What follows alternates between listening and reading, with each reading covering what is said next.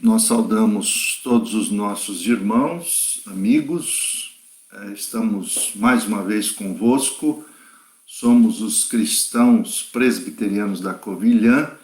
Hoje é dia 16 de maio de 2021 e damos graças ao Senhor por mais essa oportunidade. Nós lembramos que o domingo é sempre o dia da esperança. É nesse dia que nós comemoramos como cristãos, comemoramos a ressurreição de nosso Senhor Jesus Cristo.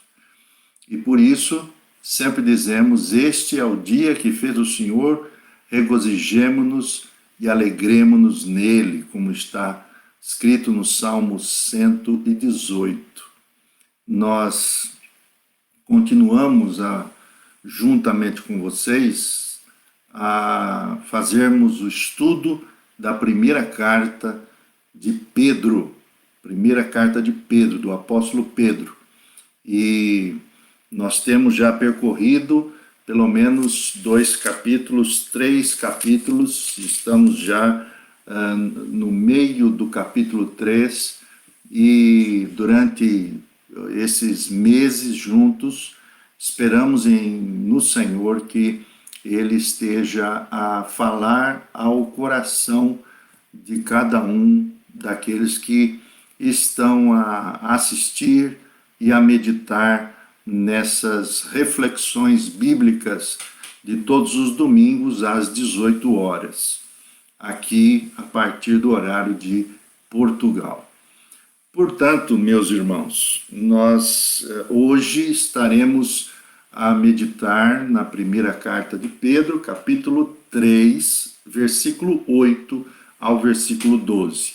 Eu gostava de pedir a você que, se você tem uma Bíblia, você possa procurar e achar na primeira carta de Pedro, ela vai se situar na Bíblia, mas no final do Novo Testamento. E então nós vamos fazer essa leitura. Hoje o nosso tema é, na verdade, continuação de um tema que nós já começamos desde o capítulo 2 passado, no final do capítulo 2, quando começamos a compreender a questão da nossa santificação e os nossos relacionamentos. Então nós já vimos, por exemplo, como o apóstolo Pedro, ele orienta, ele ordena, ele recomenda que os nossos relacionamentos, eles sejam naturalmente uma expressão da nossa santificação. É verdade, o grande tema da carta é santificação debaixo do sofrimento. Mesmo debaixo do sofrimento, podemos seguir ao Senhor na esperança, debaixo da certeza da fé, da regeneração. E nessa santificação, então, todos os nossos relacionamentos começam a ter um outro valor. E por isso nós já vimos o relacionamento nesse processo de santificação com os não cristãos, com as autoridades civis, com o ambiente de trabalho, com os nossos cônjuges, e agora nós vamos nos deter com mais propriedade no relacionamento fraternal, né? O relacionamento entre irmãos, entre pessoas que convivem no mesmo grupo da fé, na mesma igreja, não é? Então nós vamos ler, e eu espero que você, mesmo com o telemóvel, porque nós temos várias pessoas hoje com a Bíblia no telemóvel, então você pode procurar 1 Pedro capítulo 3, versículo 8 ao versículo 12. E agora então, o texto bíblico, a Santa Palavra de Deus, nos diz assim: E, finalmente, sede todos de um mesmo sentimento, compassivos, amando os irmãos, entranhavelmente misericordiosos e afáveis, não tornando mal por mal ou injúria por injúria, antes, pelo contrário, bendizendo, sabendo que para isto fosse chamados, para que, por herança, alcanceis a bênção. Porque quem quiser amar a vida e ver os dias bons, refreie a sua língua do mal e os seus lábios não falem engano. Aparte-se do mal e faça o bem, busque a paz e siga. Porque os olhos do Senhor estão sobre os justos e os seus ouvidos atentos às suas orações. Mas o rosto do Senhor é contra os que fazem males. Então, até o versículo de número 12, oramos ao Senhor pedindo que Ele desvende os nossos olhos, desvenda os nossos olhos, ó Senhor, para que possamos ver as maravilhas da Tua lei. Eu acredito que se você tem estado conosco nesses domingos, você tem percebido a seriedade como nós temos procurado compreender e entender a palavra de Deus. Não queremos dizer aquilo que a Bíblia não diz e nem ir além, né? Nem ficar aquém e nem ir além do que ela afirma.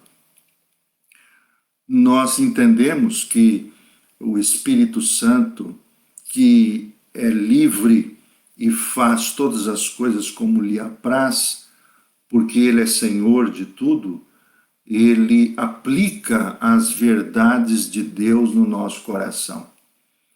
E isso não depende de um homem, isso não depende de tal pessoa ser mais ungida ou menos ungida, ou de uma pessoa ser mais com uma boa oratória ou não. O que o Espírito Santo deseja e quer é apenas usar a palavra dele, a palavra de Deus, como veículo para que possa originar em nós uma experiência profunda de fé. Crescimento na fé, conhecer mais a Deus, para que nós possamos amá-lo de verdade e também fazer aquilo que Ele nos chamou para fazer. Cada um de nós temos uma missão, um serviço, e nós daremos também conta disso, daquilo que nós iremos fazer enquanto estamos aqui. Por isso, nós estamos aqui para dizer que cremos nas Escrituras como a revelação de Deus, a única revelação. Não temos uma outra revelação, não temos uma outra autoridade, senão a palavra de Deus, a Bíblia, e por isso mesmo cremos assim. Nós esperamos que essas mensagens estejam a fazer guarida no seu coração. E de todo coração esperamos que isso possa transformar a nossa vida. Portanto, nós vamos orar. Senhor, nós agradecemos pela Tua palavra. Pedimos, ó Pai, agora que o Senhor use estas palavras para a nossa edificação. Recebe, Senhor, a nossa gratidão por Tua graça. Perdoa, Senhor, os nossos pecados, para que possamos ver de maneira mais límpida aquilo que é a Tua vontade para nós. Pedimos nesse momento por todos os nossos irmãos, amigos, que têm nos acompanhado dominicalmente. E nós te pedimos, Senhor, que a tua bondade, a tua graça seja sobre o coração de cada um. Nós rogamos por esse momento e por todos aqueles que estão a passar por sofrimento e dificuldade. Sustenta, Senhor, tenha misericórdia de todos eles. É o que nós oramos, não porque nós mereçamos, mas unicamente por tua graça e misericórdia. Em Cristo Jesus. Amém.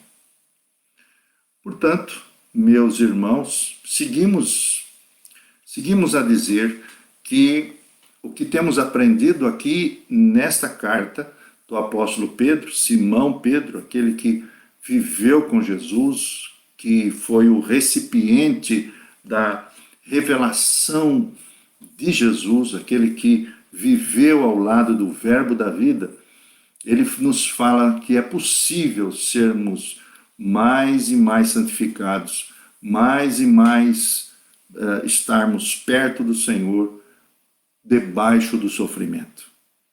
E ele diz aqui especificamente que aquele que vive em santificação, ele procura manter um relacionamento fraternal com os seus irmãos de fé.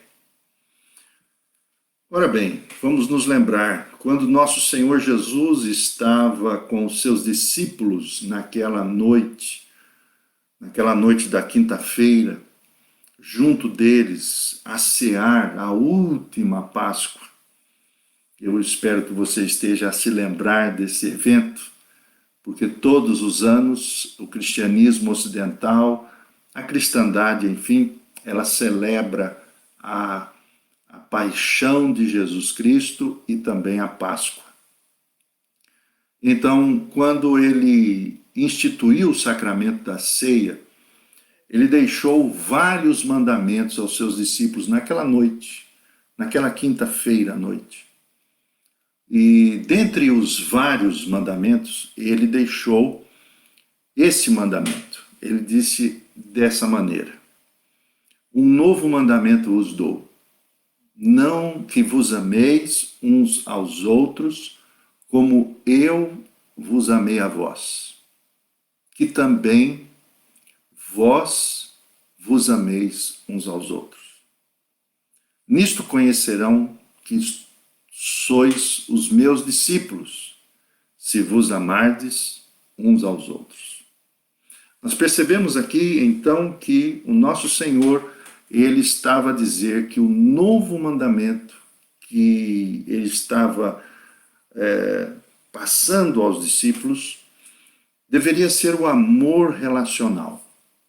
E por este amor, a missão de Cristo se estabeleceria no mundo, pois todos conheceriam a Deus através e por causa deste amor entre os seus discípulos.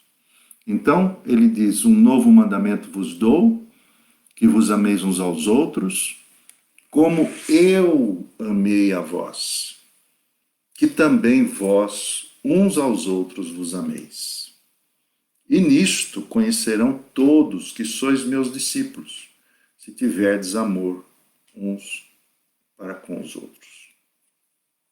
Vemos então que há uma relação entre a obra, o serviço, a dedicação às pessoas e o nosso amor por Cristo. Há também uma interessante figura, uma ilustração que nos chama a atenção. Quando nós olhamos para a cruz de Cristo, pense agora na cruz de Cristo. Há uma relação entre as linhas desta cruz. Alguém já afirmou que a cruz, ela foi o grande e extraordinário símbolo do cristianismo, porque ao percebermos as suas linhas que se cruzam, nos lembramos dos mandamentos que Deus deixou para nós. O amor a Deus é a linha vertical, a linha que nos liga a Deus, seria a mesma linha da cruz, a vertical, E o amor aos outros, ao nosso semelhante, é a linha horizontal. Quando olhamos para a cruz, nós percebemos que Cristo uniu e unificou o amor vertical e o horizontal nele mesmo, que seria o vértice, o ponto de contato das duas linhas. O amor, então, acaba por ser a essência da criação. Quando Deus criou e viveu com o ser humano antes da queda. Como o ser humano escolheu fazer a sua vontade, tornando-se egoísta, rompeu então seu relacionamento vertical. E a desobediência passou então a gerir a vida do ser humano. É tanto que podemos ver a primeira consequência, o primeiro efeito da desobediência que se tem na história é o assassinato de Abel por Caim. Os irmãos que se amavam antes, agora, por causa do pecado reinante nos seus corações, agora haviam se tornado concorrentes. Agora, a partir de então, a malignidade do coração do ser humano leva-o a cometer todos os atos possíveis contra o seu semelhante, para promover-se a si mesmo. E é o que nós temos visto ao longo de toda a história. O ser humano, a cada dia mais, se desumaniza, deixa de se parecer como imagem e semelhança de Deus, para ser o Deus e o alvo de todos os seus desejos. Mas o Evangelho de Cristo, o que acontece? O Evangelho de Cristo, ele vem para reconstruir este caminho de volta. Ele primeiro quer refazer o nosso caminho para Deus, que é a linha vertical, e depois refazer o caminho para o semelhante, a linha horizontal. Mas esse relacionamento não pode ser menor do que o relacionamento que nós temos com Deus. Lembramos-nos, por exemplo, da oração sacerdotal de Cristo. E quando nós vamos ao Evangelho que escreveu o apóstolo João, no capítulo 17, nos versículos, então, a partir do versículo 20, o Senhor Jesus diz assim, ele faz esta oração, justamente quando o Senhor Jesus deixa o cenáculo e então vai ao Getsêmani quando ele estará a ser traído. João 17, a partir do versículo 20, nos diz assim: Pai, não rogo somente por estes, mas também por aqueles que pela sua palavra hão de crer em mim, para que todos sejam um, como tu, ó Pai, o és em mim e eu em ti, que também eles sejam um em nós, para que o mundo creia que tu me enviaste. Essa oração de nosso Senhor Jesus é uma oração onde ele não apenas roga ao Pai que nós, aqueles que iriam crer nele após toda esta história, pudéssemos ser um com a Trindade e um com os nossos irmãos na fé. Mas esta palavra um é muito mal entendida nesses últimos tempos, porque ser um significa muito mais do que viver uma reunião ou viver um relacionamento superficial. A palavra aqui nos diz, o próprio Senhor Jesus diz, que assim como o Pai e o Filho eram um, que nós pudéssemos ser um com eles também. Então, é muito mais do que simplesmente uma cordialidade, um respeito, mas é ser um, significa ser profundamente, visceralmente envolvidos e comungados em Jesus Cristo. Por isso temos a presença do Espírito Santo em nós.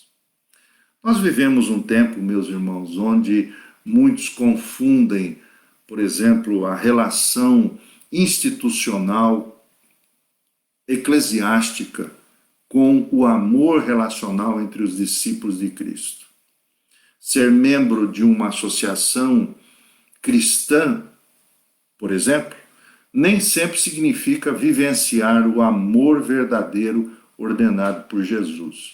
Infelizmente, vivemos uma distinção nesses últimos tempos entre a relação institucional, uma instituição, uma igreja, e a relação fraternal, o relacionamento dos amigos de fé.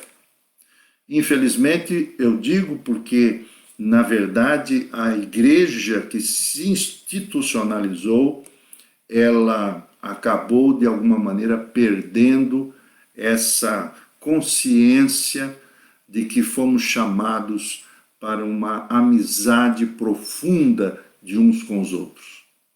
A igreja se institucionalizou tanto que acabou esquecendo dos relacionamentos simples. Quanto mais temos igrejas, sejam de que credos forem, todos pensam que as igrejas precisam ser enormes, mega igrejas, quando na verdade essas igrejas enormes, elas acabam por vivenciar uma superficialidade no relacionamento fraternal. Nós vivemos essa crise, por exemplo, também na sociedade. A sociedade vive uma crise de relacionamentos e nós precisamos sempre de uma instituição para nos achar a desenvolver uma fraternidade, um relacionamento. A palavra amizade tornou-se muito banal. Vivemos uma banalização das relações interpessoais e uns não acabam por amar os outros, mas por usar os outros. A tendência que nós somos levados no mundo de hoje, seja em qualquer área da vida, é usar as coisas, ou melhor, amar as coisas e usar as pessoas. E uns acabam, então, por vivenciar esse sistema de competição, de concorrência. Não somos mais cooperadores, não somos mais colaboradores de uns com os outros, não nos relacionamos mutuamente entre as coisas simples, mas acabamos por vivenciar o sistema da competitividade. Nada mais, nada menos, fazemos o que Caim fez com Abel. Nós matamos egoisticamente porque nos sentimos incapazes. E por nos sentir incapazes, nós acabamos por eliminar aquele que para nós é o nosso concorrente. Vivemos realmente em todas as áreas da vida um egoísmo travestido de irmandade. A Bíblia nos mostra que a primeira relação a ser vivida é a relação da amizade verdadeira. Foi assim com Deus e com o homem, antes da queda e da desobediência do homem. Basta que nós possamos ir ao livro do Gênesis e nós vamos perceber nos primeiros capítulos, principalmente o capítulo 1 a 3, pelo menos parte do 3, que Deus era amigo do homem.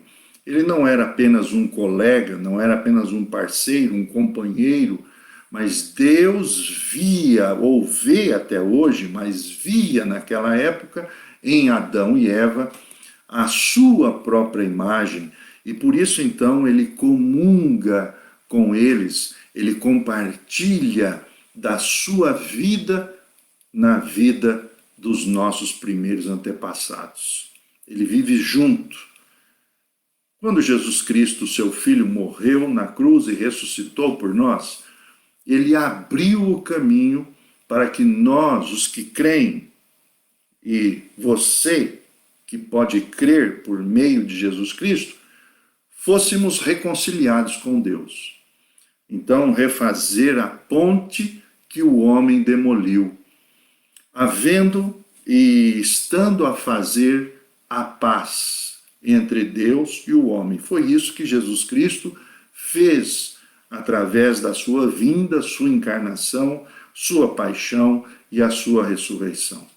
Ele recompôs, ele reconstruiu aquela ponte que nós mesmos demolimos com os nossos pecados. Então nós podemos perceber que a fé em Cristo, ela não traz a nós, em primeiro lugar, uma paz conosco, e nem uma paz com o nosso semelhante, em primeiro lugar, mas sim a paz com Deus. Perceba, por exemplo, o que nos diz a carta de Paulo, no capítulo 5, no versículo 1. E ele nos diz assim: sendo, pois, justificados pela fé, temos paz com Deus por nosso Senhor Jesus Cristo. Perceba que o texto não diz paz conosco mesmos e nem paz com os nossos semelhantes, mas temos paz com Deus. Então, quando o Senhor vai nos levar a Deus, Ele quer nos restabelecer para uma comunhão, uma amizade, uma unicidade, como diz o Senhor Jesus em João, capítulo 17, versículo 21. Porque o seu Espírito, então, por graça e misericórdia, vem habitar naquele que pela fé creu e entregou e decidiu viver para Deus. Temos então um amigo, temos um amigo verdadeiro, um amigo que não está fora de nós, mas agora ele vive, ele mora dentro de nós. Essa foi a experiência dos apóstolos, por exemplo. Os apóstolos que conviveram com o nosso Senhor Jesus, eles viveram de fato esta relação profunda com Deus na forma mais plena, porque aquele Deus que estava no alto, agora ele se baixou, se encarnou, tomou forma humana, viveu entre nós. E o 1 João, capítulo 1, versículo 1 a 4, nos diz justamente, essa é a experiência de João e também dos próprios apóstolos que viveram ao lado de Jesus. O apóstolo João diz assim na sua primeira carta, capítulo 1, versículo 1, diz assim: o que era desde o princípio, o que ouvimos e vimos, e os nossos olhos, com as nossas mãos, o que nós contemplamos e com as nossas mãos tocaram o verbo da vida. Porque a vida foi manifestada e nós a vimos e testificamos e anunciamos a vida eterna, que estava com o Pai e que nos foi revelada. O que vimos e ouvimos, isto vos anunciamos, para que também tenhais comunhão conosco. E a nossa comunhão é com o Pai e o Filho Jesus Cristo. O que tocamos, o que contemplamos, os nossos olhos viram com respeito ao verbo da vida, a vida se manifestou e nós a temos visto e vivemos em comunhão. Esta é o objetivo de Deus em vir até nós. Restaurar os nossos relacionamentos. E agora, então, o apóstolo Pedro, e está a terminar essa as várias facetas da santificação nos relacionamentos. Agora ele está a falar sobre o relacionamento com todos os irmãos. Em primeiro lugar, o apóstolo Pedro continua e vai dizer àqueles leitores do primeiro século na Ásia Menor a respeito de como eles deveriam viver. E no versículo 8, ele convoca, ele diz assim, finalmente, ele diz, então, a concluir, o que nós percebemos é que agora ele está a dar uma ênfase mais restrita. Ele convoca todos de maneira geral. Ele diz a todos, ou então para todos, finalmente sede todos. Ele está a chamar a todos a uma unidade. Uma unidade envolve basicamente a manutenção das virtudes morais, efeito dessa regeneração. Até porque o homem, o ser humano, não pode ser tocado, ou melhor, o ser humano não pode expressar essa santificação sem ser tocado em seu interior. Precisa passar por um novo nascimento, uma nova vida. É isso que nós vimos em algumas mensagens passadas já dessa carta. Viver a sua peregrinação através da esperança e construir então, ou reconstruir as suas relações sociais e fraternais. E como deve ser esta vida entre os fraternais? Em primeiro lugar, essa vida deve ser com sentimento. É isso que ele nos diz aqui. No versículo 8 ele diz, sede todos de um mesmo sentimento.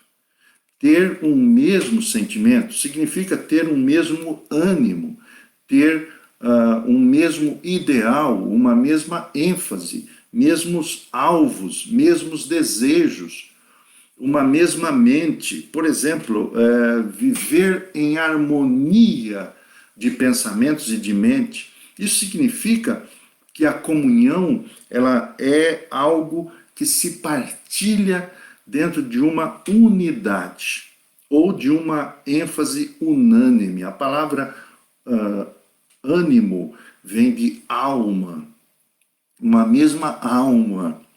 É justamente essa a grande diferença entre os cristãos e os não cristãos. Os verdadeiramente cristãos, eles estão preocupados com que todos possam viver de maneira com uma mesma mente, um mesmo coração. É justamente isso que o apóstolo Paulo nos diz através de quando escreveu a carta aos Filipenses. E no capítulo de número 2, ele nos diz assim, perceba, ele diz assim, se há algum conforto em Cristo, se há alguma consolação de amor, se há alguma comunhão no Espírito, se alguns entranháveis afetos e compaixões, completai a minha alegria, para que sintais o mesmo, sejais unidos de alma, tendo o mesmo amor, sentindo uma mesma coisa. Então, em primeiro lugar, o relacionamento fraternal, ele mexe com os nossos sentimentos. E precisamos ter os mesmos sentimentos. Quando uma equipa não tem o mesmo sentimento, com certeza, no decorrer da caminhada, essa equipa vai ser diluída, vai se desvanecer. É essa a grande diferença que fez a ressurreição de Cristo entre os apóstolos. Todos eles, depois que viram o Senhor ressuscitado, eles recobraram um novo sentimento. Mas o apóstolo Pedro diz que não somente fazemos esses relacionamentos fraternais construímos esses relacionamentos fraternais com sentimentos, mas ele também diz com simpatia. Esta é bem interessante essa palavra.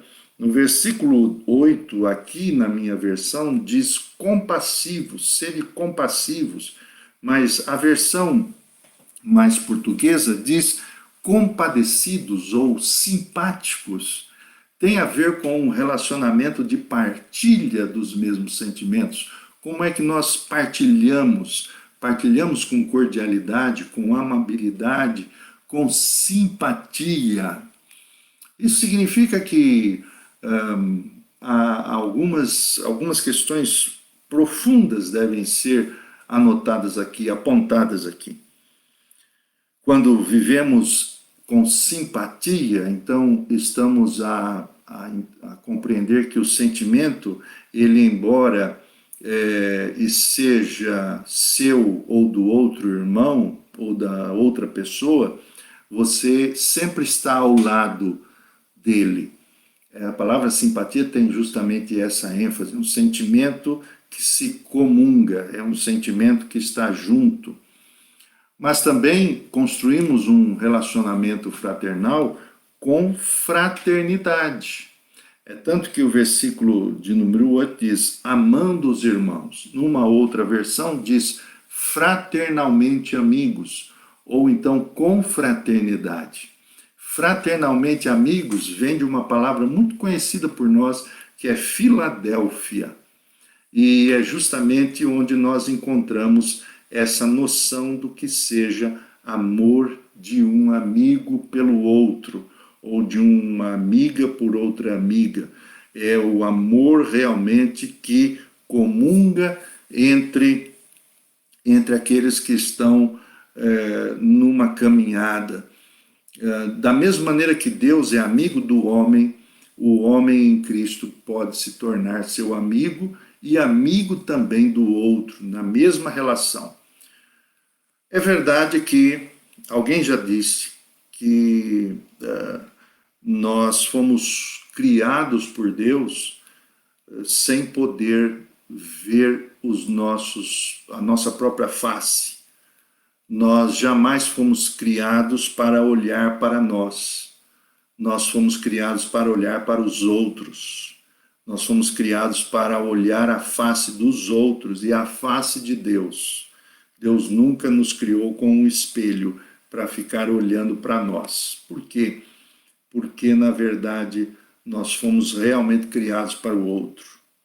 E quando nós falamos em simpatia, fraternidade, quando falamos em compassividade, sentimentos, nós estamos a compreender que quanto mais nós olhamos para nós mesmos, nós acabamos nos isolando e quebrando essa relação de vida, de fraternidade entre as pessoas.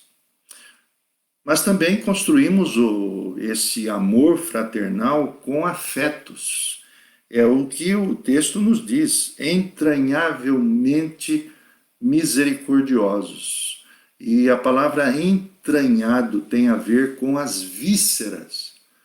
Então, quando falamos sobre ter sentimento, ter compaixão, ter fraternidade, essas coisas vão mover o nosso coração. Afetuosidade, que é justamente essa é a grande diferença entre os verdadeiros cristãos e os não cristãos. Porque os verdadeiramente cristãos, eles estão envolvidos entranhavelmente. Aqui estamos a falar de emoção. Veja que nós não estamos a falar de emocionalismo, mas estamos a falar daquilo que rege o nosso coração, é a coisa do coração. Colocamos as nossas emoções nos nossos relacionamentos. O corpo de Cristo não vive sem relacionamentos profundos.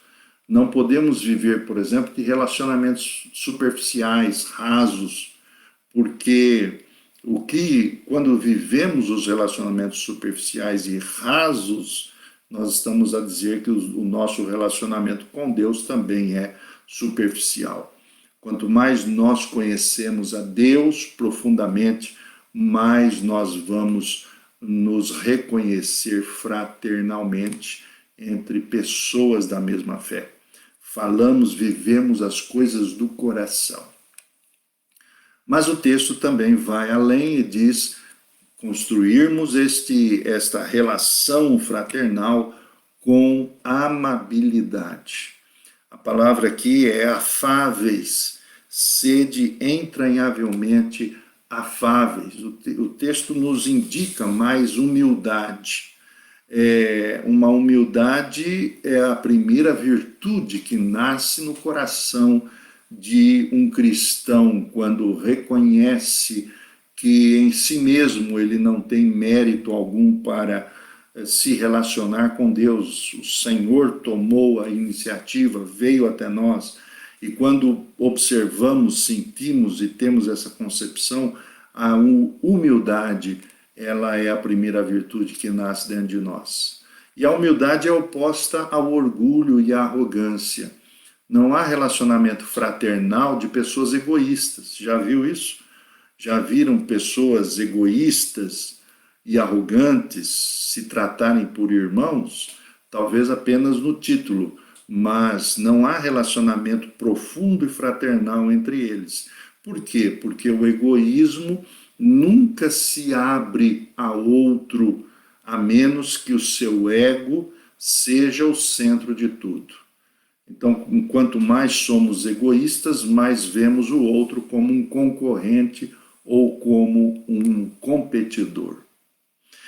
Mas o versículo 9 nos diz que devemos criar estes relacionamentos fraternais com palavras abençoadoras.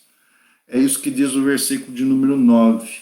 Ele diz assim: não tornando mal por mal ou injúria por injúria, antes, pelo contrário, bendizendo. Note que o apóstolo Pedro diz não pagando mal pelo mal, ou não pagando injúria por injúria, antes falando coisas benditas. Há duas faces de uma mesma moeda aqui. Como demonstrar essas virtudes nos relacionamentos? Através das nossas ações e palavras. A palavra, na verdade, que nós percebemos aqui, é aquela palavra que geralmente nós usamos ou ouvimos, na verdade, quando somos injuriados ou caluniados ou ofendidos. Então, a nossa pronta resposta é o que nós chamamos no popular devolver na mesma moeda. E acabamos por maldizer o outro que nos maldisse também. E essas ações não são ações de Cristo.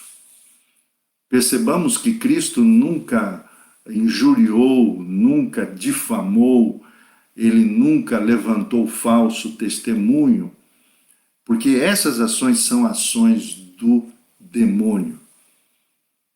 Por vezes essas palavras ou ações malignas que nós encontramos aqui, ao contrário do que nos diz Pedro, elas estão envoltas de palavras até mesmo positivas. Acabamos por lançar, às vezes inconscientemente, mas também conscientemente, lançarmos dúvidas, por exemplo, sobre a moral das pessoas. Ou, por exemplo, vivemos aquilo que o próprio Salmo 55, versículo 21 nos diz: se não fomos tentados nessa área, com certeza outros já foram por nós e em nós. Mas o Salmo 55, versículo 21, nos diz desta maneira: o salmista estava a orar a Deus e estava revelando a Deus, contando a Deus o que ele sentia dos seus próximos, dos seus amigos, que não eram amigos. Ele diz assim: a sua boca era mais macia do que a manteiga, mas no seu coração havia guerra. As suas palavras eram mais brandas do que o azeite, todavia eram espadas nuas. Vivemos então essa realidade, e o apóstolo Pedro tem o cuidado de tocar nessa questão da comunhão, porque no relacionamento as nossas ações e as nossas palavras, elas formam realmente grandes munições, munições para atacar, para agredir. E no relacionamento onde Cristo está presente, isso cada vez mais está a ser demolido e está a ser diluído, porque estamos a dar mais e mais progressivamente abertura para as questões que vêm do coração como sinônimo de bondade. Mas enfim, qual a razão de vivermos em amor fraternal? É isso que ele vai nos explicar do versículo 9 até o versículo 12. Perceba, por exemplo, a segunda parte do versículo 9, o apóstolo Pedro diz assim: sabendo que para isto fostes chamados, para que por herança alcanceis a bênção. A primeira razão de nós construirmos relacionamentos profundos e verdadeiros é porque nós fomos chamados para isso. A vivência em amor é a finalidade pela qual fomos chamados aqui, estando aqui. Portanto, nos lembramos das palavras do Senhor Jesus: nisto conhecereis todos que sois meus discípulos, se amardes uns aos outros, assim como eu vos amei. A segunda razão é que a Bíblia promete as bênçãos dessa vivência em fraternidade. Note, por exemplo, o versículo 10 e 11. O versículo 10 diz assim: porque quem quiser amar a vida e ver dias bons, refreie a sua língua do mal, seus lábios não falem engano ou dolosamente, aparte-se do mal e faça o bem, busque a paz e siga. Segunda, é porque nós somos alvo também das consequências dessa bênção. Quanto mais nós refreamos a nossa língua do mal, e quanto mais os nossos lábios de falar dolosamente, nós acabamos por viver uma vida melhor, mais tranquila, ver os dias bons, e é justamente essa a consequência. O apóstolo Pedro, então, busca o quê? Um verso ou alguns versos do Salmo 34, versículo 12 e 16. Quem deseja ver os dias felizes? Todos nós. Então, o que nós precisamos aprender a fazer? Apartar a nossa língua de falar dolosamente, cuidar da nossa linguagem, porque a nossa linguagem ela é como uma espada. Ela pode tanto atacar como nos ferir a nós mesmos. Nossa primeira manifestação de pecado está quando nós abrimos a boca. Porque quanto mais abrimos a nossa boca, mais nós acabamos revelando o que há dentro de nós. O Senhor Jesus chega a dizer aos seus discípulos e aos fariseus da sua época que o mal não é o que entra, mas sim o que sai. E precisamos cuidar disso. E aí, então, nós precisamos trabalhar muito dentro de nós, o nosso interior, a nossa vida com Deus, a nossa oração incessante. O silêncio interior é o caminho, sim, para uma vida de paz e de relacionamento fraternal. A terceira razão é porque Deus nos conhece. Sem dúvida alguma, o versículo 12 diz assim: porque os olhos do Senhor estão sobre os justos e os seus ouvidos atentos às suas orações. Mas o rosto do Senhor é contra os que fazem o mal. Então nós percebemos que os olhos do Senhor estão sobre aqueles que foram justificados. Os seus ouvidos estão abertos à oração do justo. mas a face do Senhor está contra os maledicentes. O Senhor conhece, Ele perscruta. É aquilo que nos diz o Salmo 139. Se você vai ao Salmo 139, versículo 1, ele nos diz justamente: Senhor, tu me sondas e me conheces. Sabes quando me assento ou quando me levanto, de longe penetras os meus pensamentos. E é este Deus que conhece o nosso coração. Ele é realmente o verdadeiro juiz. Portanto, o caminho da peregrinação envolve justamente os caminhantes, aqueles que estão nessa jornada. Não somos nada mais que isso. Podemos ser diferenciados, distinguidos nos nossos dias entre classes A, B, C e D, ou podemos ser distintos, por exemplo, em termos de título, mas em termos de peregrinação da fé, somos todos iguais, estamos caminhando juntos, rumo ao grande encontro com o nosso Criador e o nosso consumador, o consumador da nossa fé.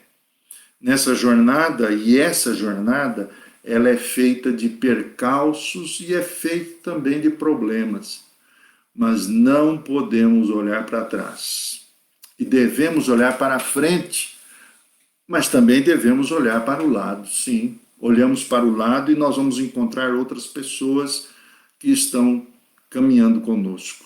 Algumas mais à frente, outras mais atrás, algumas com mais celeridade, outras com mais vagarosidade, mas estamos todos caminhando. Somos peregrinos, é isso que Pedro está a nos dizer.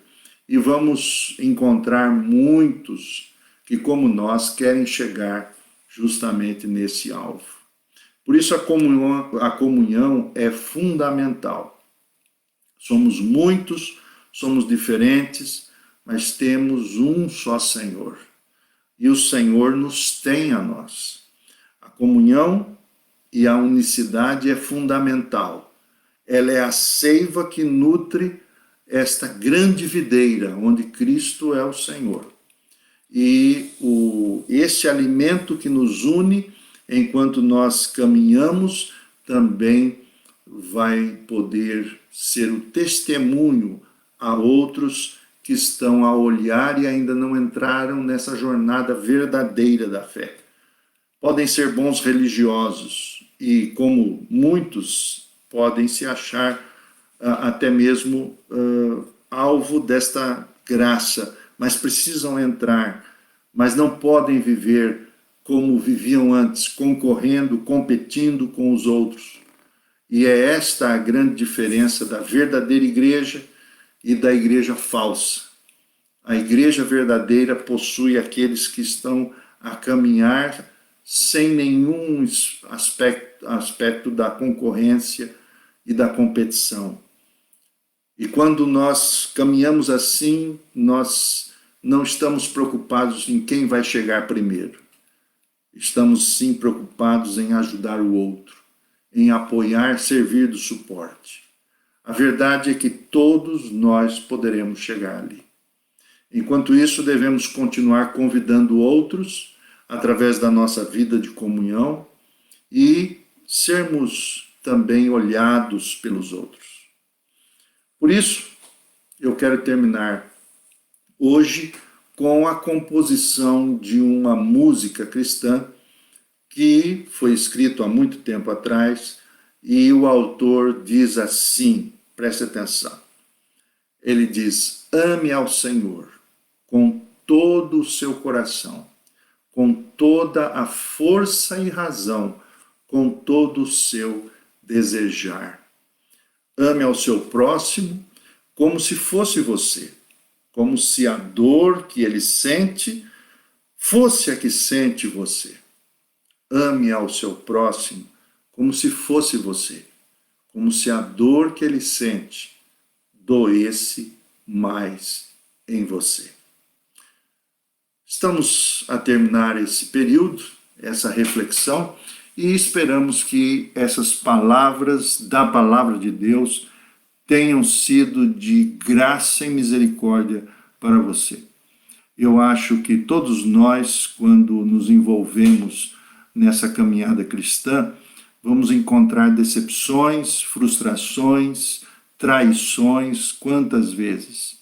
Mas o que nos faz continuar é que essa caminhada não foi traçada por nenhuma organização, que essa jornada, essa peregrinação não foi construída, elaborada por homens.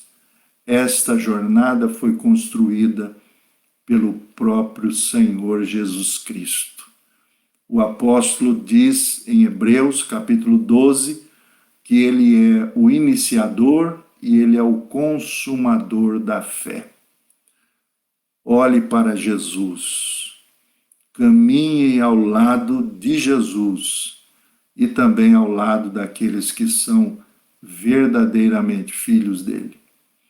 Amem-se com todo o coração ao Senhor, ame